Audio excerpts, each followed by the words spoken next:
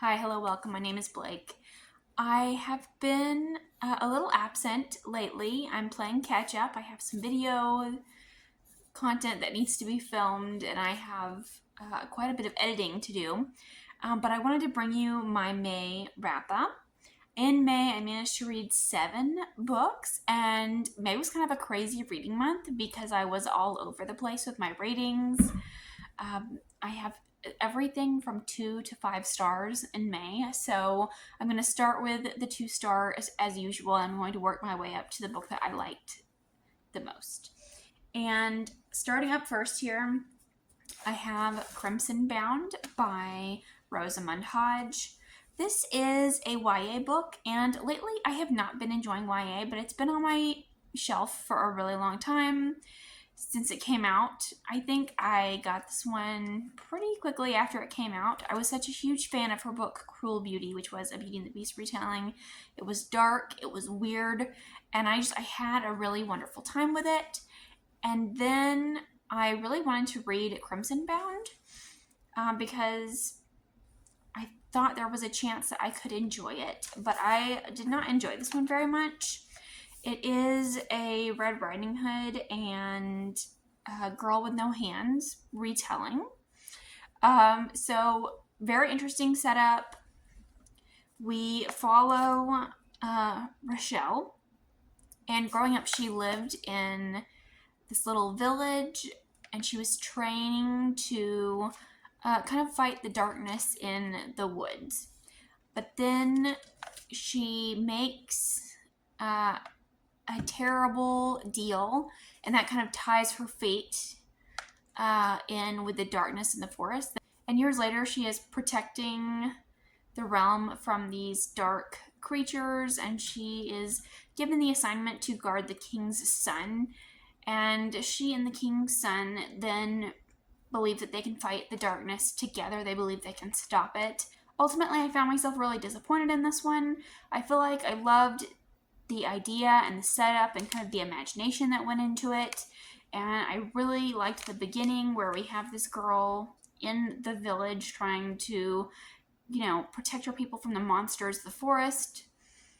But then I feel like once we got away from that, once we had the time skip and we're following this older Rochelle, we see that it's a very romance-focused plot. I feel like the romance kind of took over everything.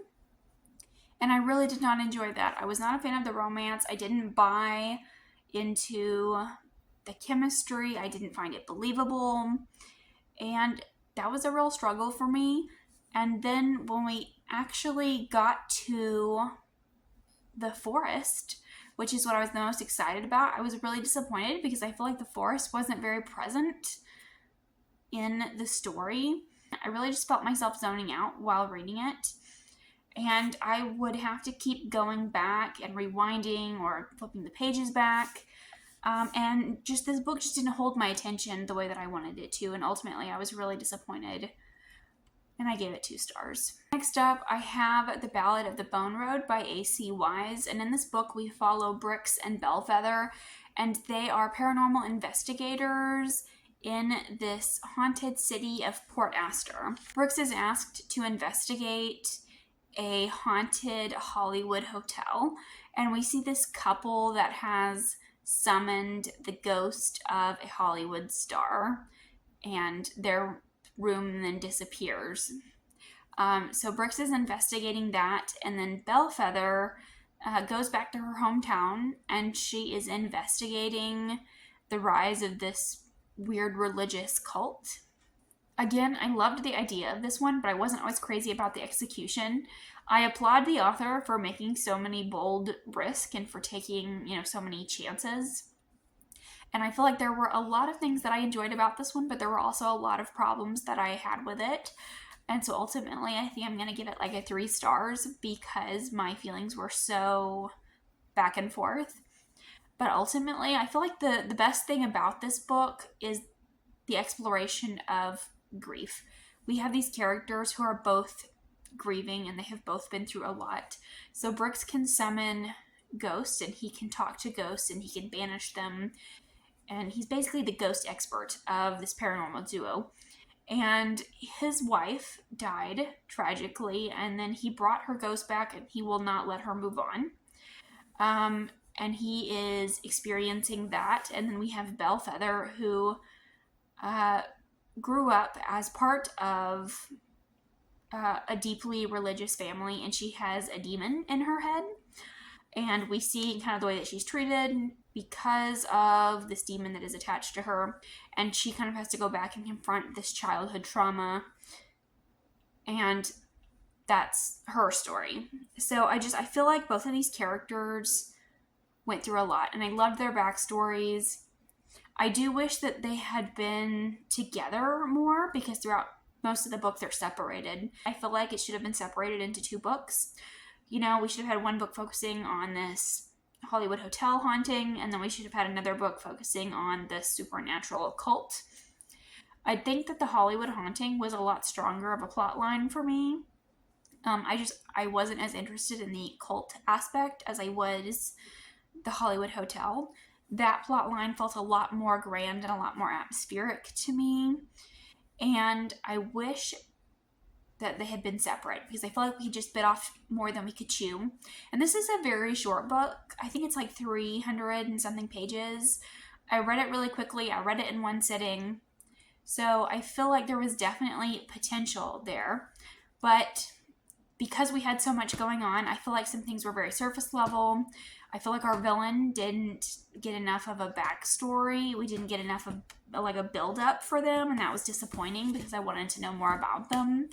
I feel like we didn't get enough time to explore the magic system. I didn't really always understand the magic, and some of it wasn't explained, and I really wanted to see more of this city and see more of an actual investigation aspect. And watch them as they piece together the mystery. But that didn't happen because we had the split storylines. And we also, I will say, this book does have some weird sex scenes. And I feel like there were like 3 or 4 of them, and I feel like they were like weirdly placed in the story. And sometimes it felt rather jarring, and I feel like it kept kind of taking me out of the story. And the young couple that we follow that summoned this dead Hollywood star, I was not interested in them. Like, I didn't care about them. So I was not interested in reading about their characters. So occasionally we would get chapters or scenes from their POV, and I didn't care about them. I'm like, let's get back to Brix and Bellfeather. And up next I have The Cat Who Saved Books. This is a translated work, and I read it because of the Our Fantasy Bingo board, like the challenge, and I was using it for one of the translated works prompts this year, and I have to say I was really excited to pick up this book. And then I ended up feeling quite mid about it. So we follow this teenage boy as his grandfather passes away, and he inherits his grandfather's bookshop. And then we see a cat named Tiger approach this teenage boy and tell him that the books are in danger and that he needs to save the books. And I don't know, this book was just not what I was expecting. I feel like we follow this teenager as he is told that these books are in danger, and I've never really understood why the books were in danger. Like, I didn't know if these things were actually happening, or if this was like an alternate version of reality, or in the future. I was unclear on what was going on I didn't understand how the magic worked, or why we were doing these things, or what was going on in some aspects. And I was like, did we really save the books though? Or is that what we're really doing? Because a lot of this book just feels like dialogue. It's mostly just talking. This teenage boy confronts someone who's harming books, and then he tells them that they're wrong for harming books, and then he gives them like a stern talking to, and then saves the day. And also the cat tells this boy that the missions to save the books are very dangerous, and I didn't feel like they were dangerous. And the book is called The Cat Who Saved Books, and I feel like the cat was barely involved. I think that, we talk about grief, and I think that was well done, and there were some interesting interesting messages about books and reading, and our teenager who loves books talks about his love of books, and I do think that that was quite touching. But ultimately, I just felt very mid about the story as a whole, and I don't know if it was me and my expectations or if it was the book itself. But yes, that's The Cat Who Saved Books. And next up, I have Hell of a Witch, which is the second book in the Tear Down Heaven series. I read book 1 last year and really enjoyed it. I ended up giving it like a 3.5 stars. And it is a self-published book if you're looking for one. And we follow a witch and some demons as they are trying to free these demons who have been enslaved. That's kind of like the plot of this book. And I do feel like this book had a bit of middle book syndrome. It was not as good as book 1 in my opinion. I feel like book 1 was a nice blend of action and cozy fantasy. It felt very witchy. I loved, kind of following our two main characters. One is a witch, one is a demon, and we see kind of them helping each other, and it was like a very strong found family aspect in book 1.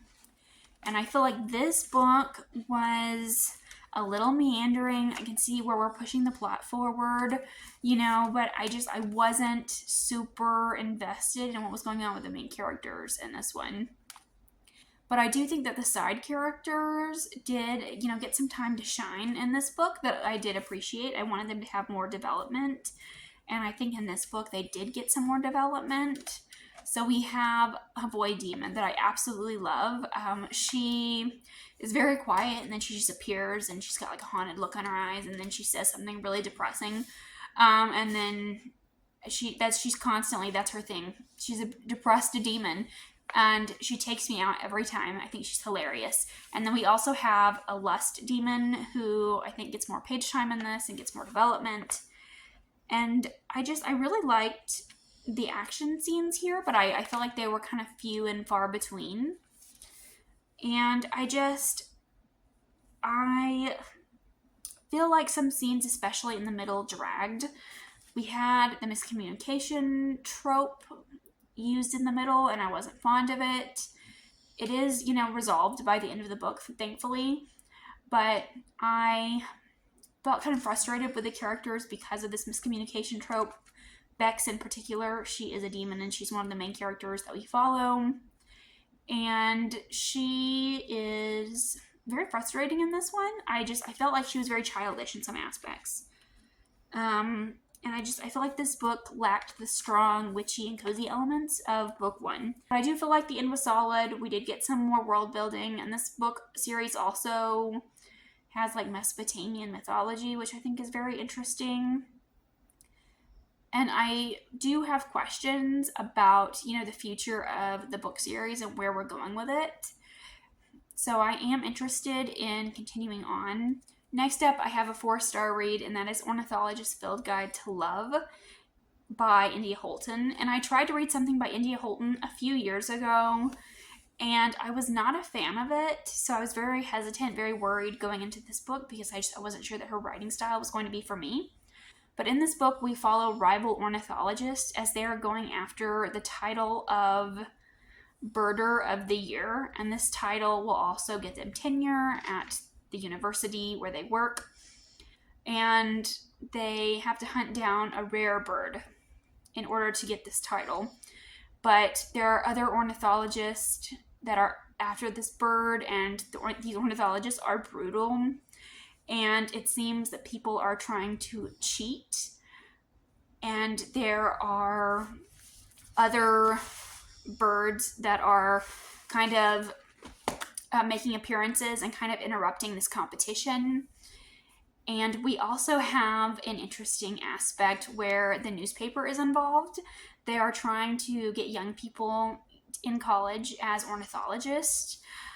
They're trying to get people interested in the sciences, and they think that this tournament is a great way to kind of gain interest. And they view Beth and Devin, our two main characters, as a great opportunity for a rivals to lovers story. So the newspaper is following them around and trying to capture the public's attention with a rival romance. And that was a fun aspect of the story, I thought. But my favorite thing about this book is the birds. The birds really stole the show. They were very enchanting. The birds in this are actually magical. Some birds release. Some birds can breathe fire, and then we've got birds that glow in the dark, and we've got birds that eat the flesh off of people's bones. So it's pretty interesting stuff. I wish we get to see more of the birds, actually. I will say I was not crazy about the romance overall. I feel like it was a little insta-lovey. I feel like some of the scenes, some of the dialogue was a little repetitive. And some parts of it were very cheesy. But ultimately, this was just a really fun adventure story. Next up, I have The Wolf and His King by Finn Longman. And this is another 4-star read. I thought this book was excellent. And this story is a queer retelling of a 12th century poem, I believe is when it was written. And we follow a young man named Bisclavret, and he turns into a werewolf. And he longs to be a knight, but because of his condition, he's worried that he will become a werewolf and someone will see him and they will reject him. And one day the king dies, and he has to go to the court to swear fealty to this new king. And he has the hopes of asking for knighthood. And when he gets there, he finds that this new king is a young man who is very lonely and lost. And that's kind of where the story takes place. And the story is told in 2 POVs, and one of them is in second person. And I was very nervous about that going into it. I was very hesitant. And ultimately, I was just very surprised because I do not normally like second person POV. But I feel like it really fit the tone of the story. It really fit the folklore retelling aspect of this book well. And I don't know, I was pleasantly surprised. I thought that the author made some interesting choices. I feel like they were really bold, and I feel like it was brave of them to do this.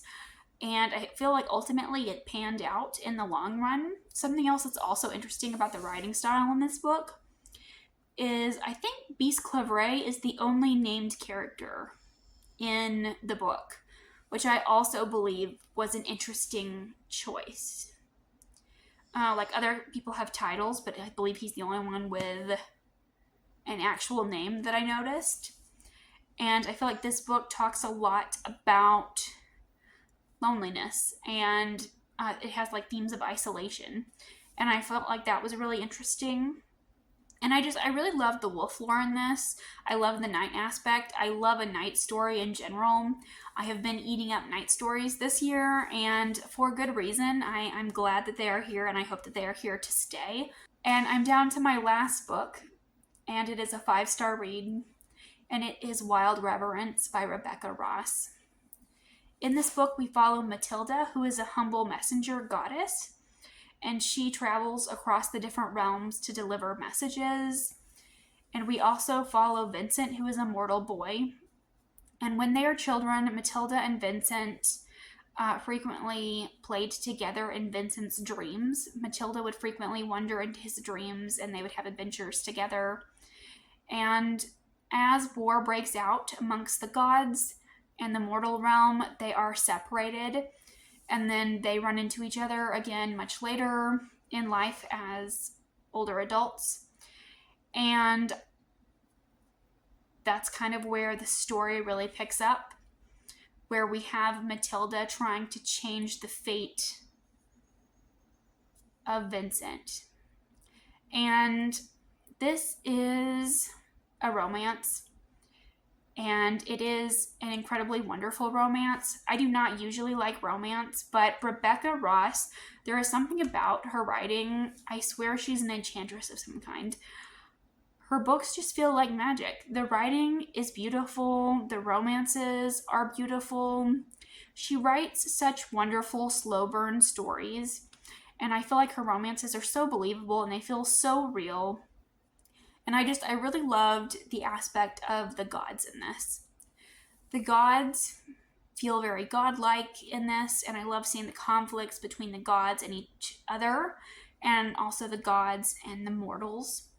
And I loved that aspect. And we see Matilda kind of in the middle of it because she is both a child of, she's a goddess of the lands below and a goddess of the lands above, and she can travel between the realms of the living and the dead, and she travels across the mortal realms, so she is more in touch with mortals than some of the other gods seem to be.